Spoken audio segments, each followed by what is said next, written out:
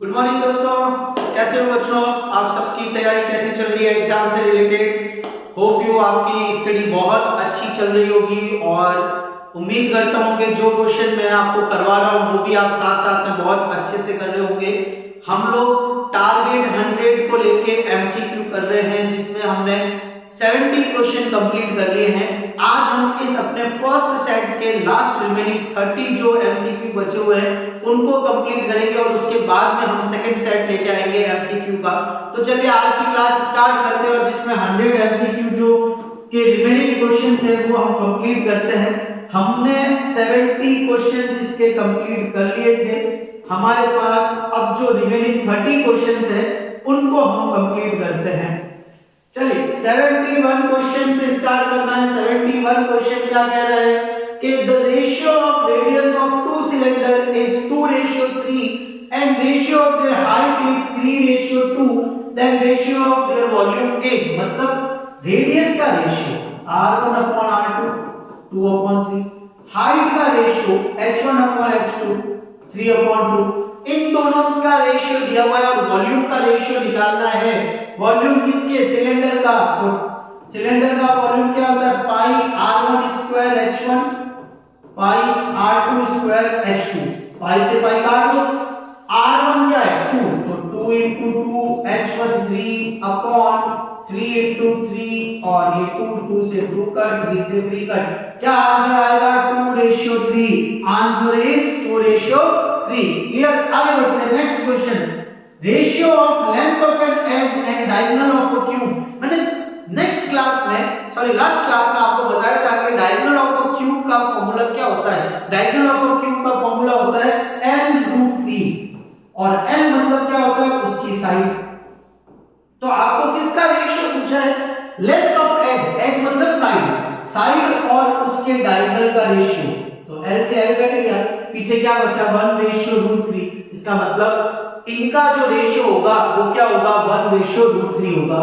Next आगे, a cube of 5 centimeter is cut into cube of 1 centimeter side, then the number of cubes formed will be, मतलब question को समझो कि 5 centimetre के cube को छोटे छोटे क्यूब में 1 सेंटीमीटर के क्यूब में डिवाइड कर दिया, कट कर दिया जाता है तो कितने क्यूब बनेंगे?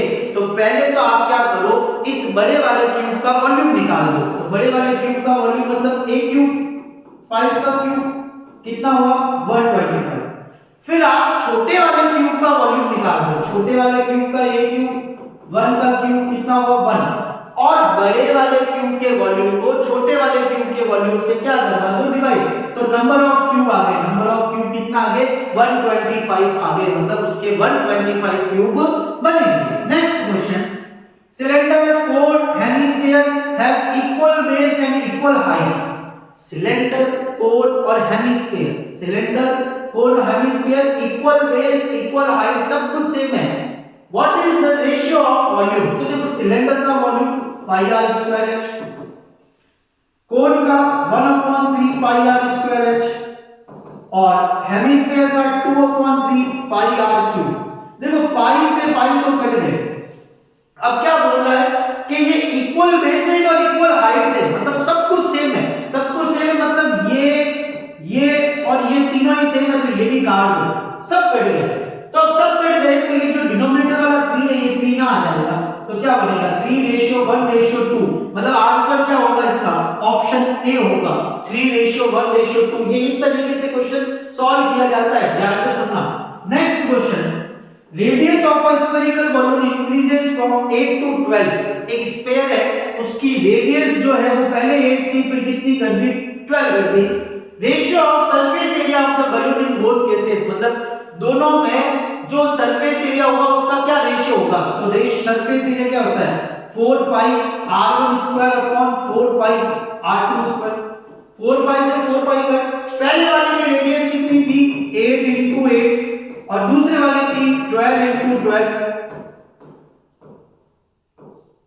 2 और 3 तो मतलब 4/9। रेशियो क्या होगा? 4:9। समझ में आई बात? चलिए 76 क्वेश्चन देखिए। यहां से अपना चैप्टर 13 स्टार्ट हो गया है, जो सबसे ज्यादा मार्क्स का चैप्टर है। और ध्यान से सुन लेना, काफी स्कूल्स में टीचर्स क्या करते हैं कि इस चैप्टर के जो एक्सरसाइज पोर्शन है ग्रुप्ड फ्रीक्वेंसी वो सारे करवा लेते हैं, बट अनग्रुप्ड फ्रीक्वेंसी के क्वेश्चन नहीं करवाते। अनग्रुप्ड फ्रीक्वेंसी के क्वेश्चन 1 मार्क में वही पूछे जाएंगे। देखो 1 मार्क के अंदर इसके एमसीक्यू आ रहा है, इसका फिलअप आ रहा है, इसके वेरी शॉर्ट आ रहा है, तो वो 1 मार्क में कोई आपको मीन मोड मीडियन निकालने के लिए ग्रुप्ड का तो देगा नहीं, क्या देगा? अनग्रुप्ड। अनग्रुप्ड मतलब जिसमें आपको क्लास मार्क नहीं दिया हुआ होता है, उस टाइप के क्वेश्चन को सॉल्व करना है, उसी को अनग्रुप्ड बोलते हैं। तो उसके लिए आप यहां ध्यान से समझो क्या बोला है, median of the distribution this क्या है 1 3 2 5 9, ये अनग्रुप्ड फ्रीक्वेंसी है और इसका क्या निकालना है? मीडियन। अरे कितने नंबर है? 5 नंबर है। 5 मतलब ऑड, और जब भी ऑड नंबर का मीडियन निकालना हो तो फॉर्मूला होता है n+1/2 और ऊपर th मतलब वो टर्म, तो 5+1/2 6/2 कितना हुआ? Third term. आपको इस डेटा में थर्ड टर्म ढूंढनी है, बट पहले क्या करना है? इस डेटा को अरेंज करना है। कैसे? असेंडिंग ऑर्डर में। तो कर लो ना 1 2 3 5 9, छोटे से बड़ा, असेंडिंग छोटे से बड़ा। अरे थर्ड टर्म क्या है? 3, तो इसका मीडियन क्या हुआ? 3। ये अनग्रुप्ड का है, ये अनग्रुप्ड का है। इसी तरीके से नेक्स्ट क्वेश्चन देखिए, mode value of a series is mode. Ungrouped में मोड जो होता है वो क्या होता है? मैक्सिमम फ्रीक्वेंसी, मतलब जिस डेटा की सबसे ज्यादा फ्रीक्वेंसी है वो क्या होता है? मोड। तो आपका इंटरमीडिएट वैल्यू छोड़ दो, मिनिमम छोड़ दो, मार्जिनल छोड़ दो, मोस्ट फ्रीक्वेंट वैल्यू जिसकी सबसे ज्यादा क्या है? फ्रीक्वेंसी है, उसी को मोस्ट फ्रीक्वेंट वैल्यू बोलते हैं। 78 देखिए, 78 क्वेश्चन क्या बोल रहा है?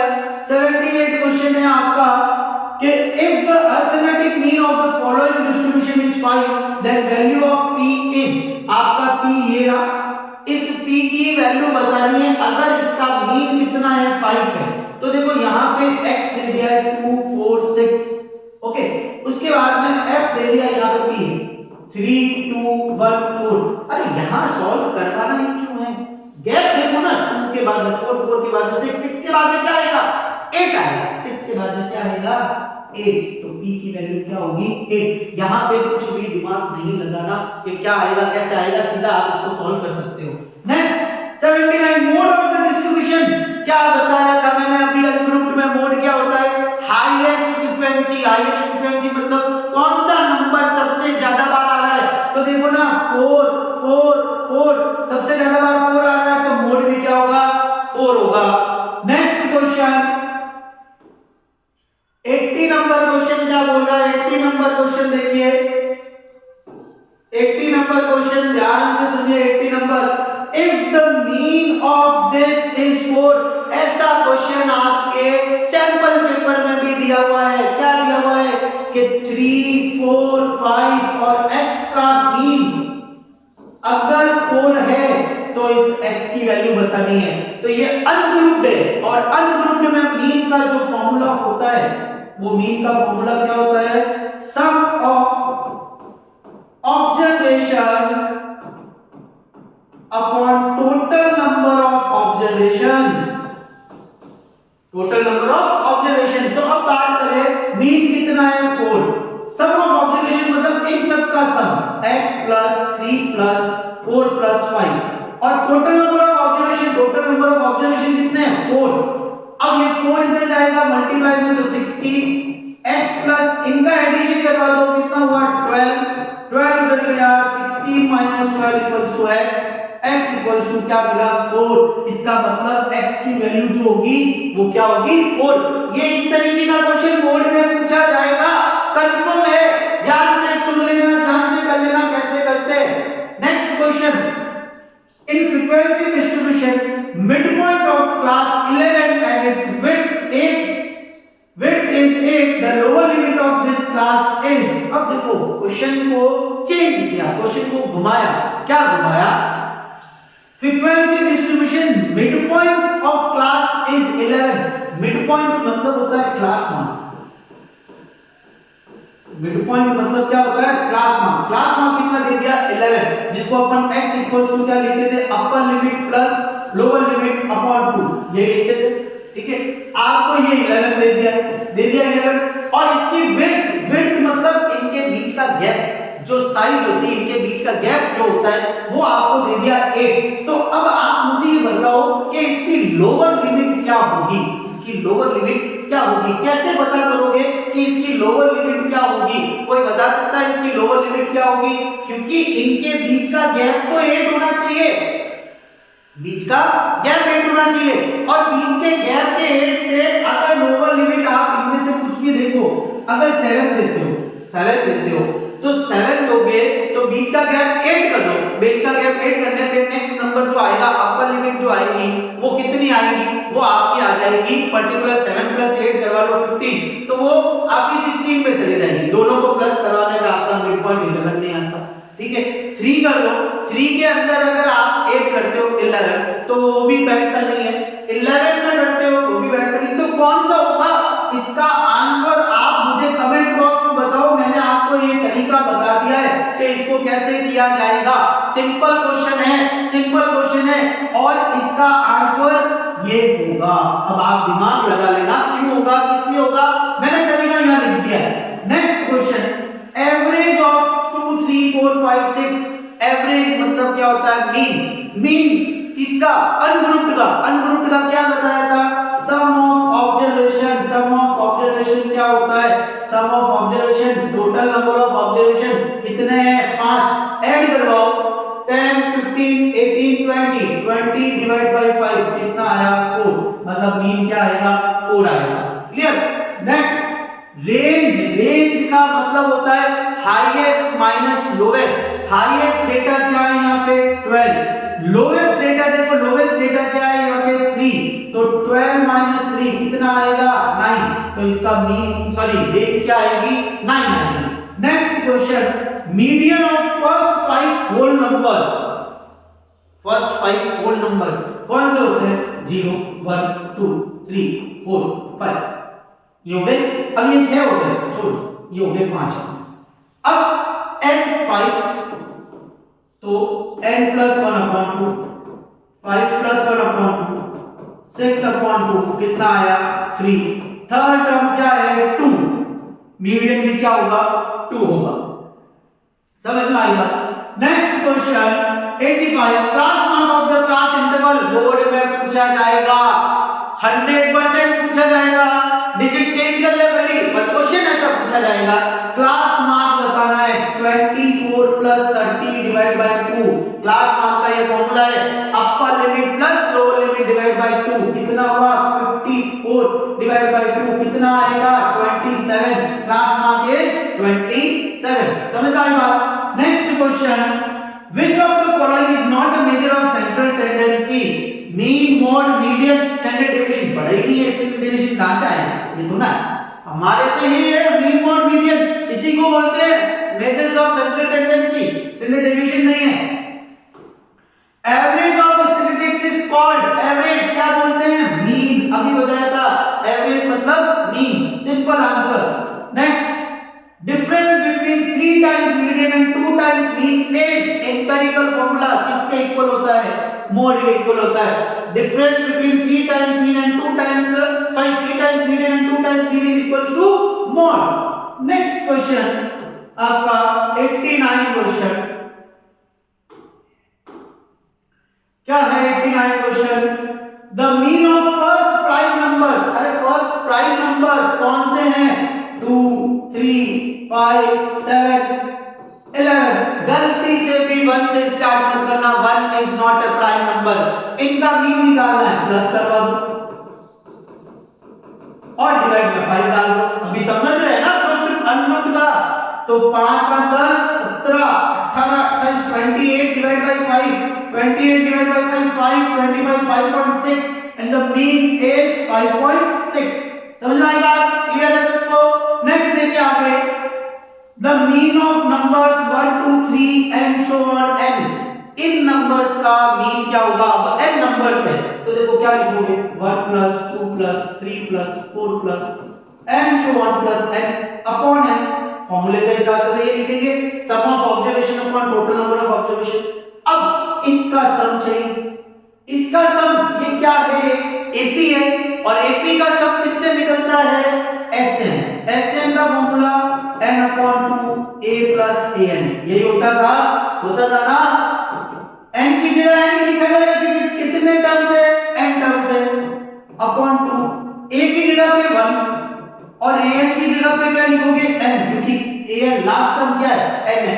तो इन सब का सम ये आएगा, रख दो value n plus 1 n upon n और साथ में 2, तो ये n से n कट गया आपका, n से n कट गया, पीछे क्या बचा आपका n plus 1 upon 2, that means ये आपका आंसर होगा बी n प्लस 1 अपॉन 2। इस तरीके से ये सॉल्व होगा, इस तरीके से ये सॉल्व होगा। क्लियर? आ जाइए लास्ट के 10 क्वेश्चंस प्रोबेबिलिटी के ऊपर। क्या है the total number of outcomes of tossing a coin 4 times will be. अरे एक कॉइन में 2 में 4, 3 में 8 और 4 में 2 की पावर 4 करवाओ ना, कितने होते हैं 16। तो आपके 4 कॉइन में टोटल आउटकम्स कितने होंगे 16।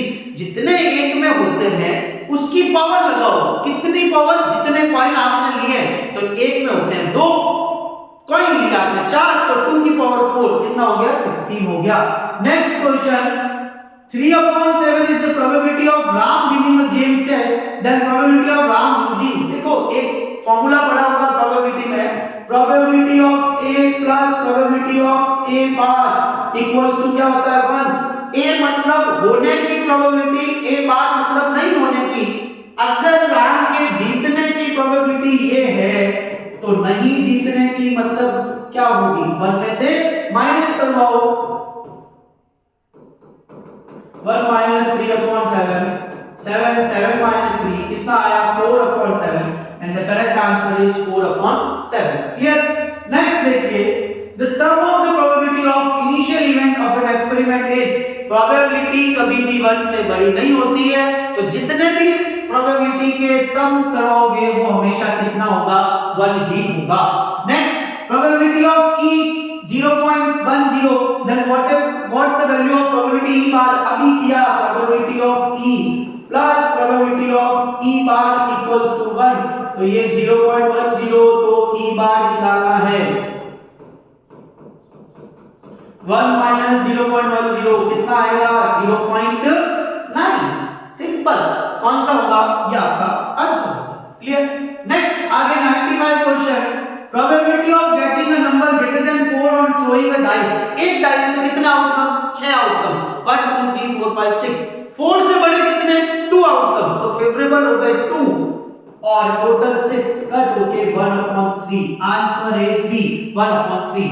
Probability of certain event is, certain event मतलब श्योर इवेंट, प्रोबेबिलिटी क्या होगी 1 होगी, सर्टेन इवेंट की प्रोबेबिलिटी 1 होगी। Next question number 97, question number 97 if a red dice and blue dice are thrown simultaneously then total number of possible outcomes will be। अरे दो dice है, red और blue से क्या लेना देना, डाइस तो डाइस होते हैं, एक डाइस में कितने होते हैं 6 आउटकम, तो दो में कितने होंगे 36 आउटकम। कलर से कंफ्यूज मत होना, डाइस तो डाइस ही रहेगा। A coin is tossed twice, probability of getting at least one head। दो कॉइन को टॉस किया गया है, जब दो कॉइन को टॉस किया जाता है तो कुछ इस तरीके से चेकर बोर्ड बनता है, head head tail tail head tail tail बनता है ना। टोटल आउटकम कितने हो गए 4, तो 4 तो आ गया डिनोमिनेटर में।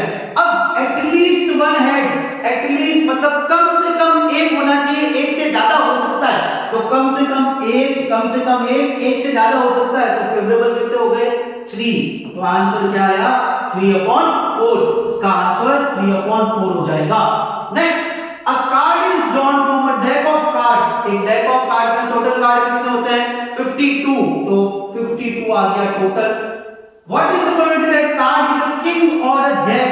अरे किंग और अ जैक पूछा है, किंग कितने होते हैं 4, जैक भी कितने होते हैं 4, तो टोटल 8। दोनों का पूछा है ना किंग और जैक, तो दोनों का 8 हो गया टोटल। कैंसिल आउट करवा दो, ये होगा 2 और ये हो जाएगा आपका 13, तो आंसर क्या हो जाएगा 2/13, ये आपकी probability. Next a coin is tossed 1000 times, उसके अंदर हेड इतनी बार आया और टेल इतनी बार आया, टोटल हो गए 1000। हेड का है 455, टेल का है 545। ठीक है, ये फेवरेबल हो गए, टोटल हो गए।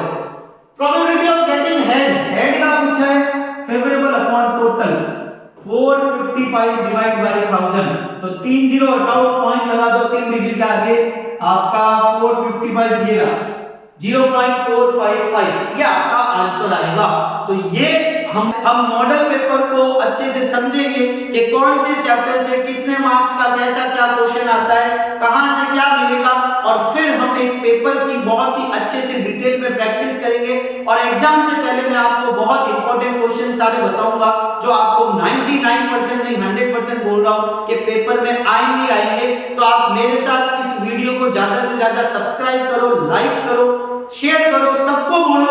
क्या आपको अगर अच्छे से मैथ्स पढ़नी है तो आप वीडियो देखें और अच्छे से अच्छे जो क्वेश्चन के आंसर मैं कमेंट में पूछ रहा हूं वो आप कमेंट करें, और लोगों को इंफॉर्मेशन दे कि ये ऐसी वीडियो है, इसको आप ज्यादा से ज्यादा देखो। और कोई डाउट है तो आप मेरे नंबर दिए हुए हैं 7877866705, इस पे आप मुझे कॉल करो और मुझे पूछ सकते हो कि सर मुझे डाउट है या मुझे ये चैप्टर की वीडियो चाहिए, आप मुझे इस चैप्टर की वीडियो बना के दीजिए, तो मैं वो चैप्टर समझाऊंगा। आप पढ़ें और घर पे बहुत ज्यादा तैयारी करें। आप मेरे साथ जुड़े रहिए, आपको इंप्रूवमेंट 100% मिलेगा। धन्यवाद।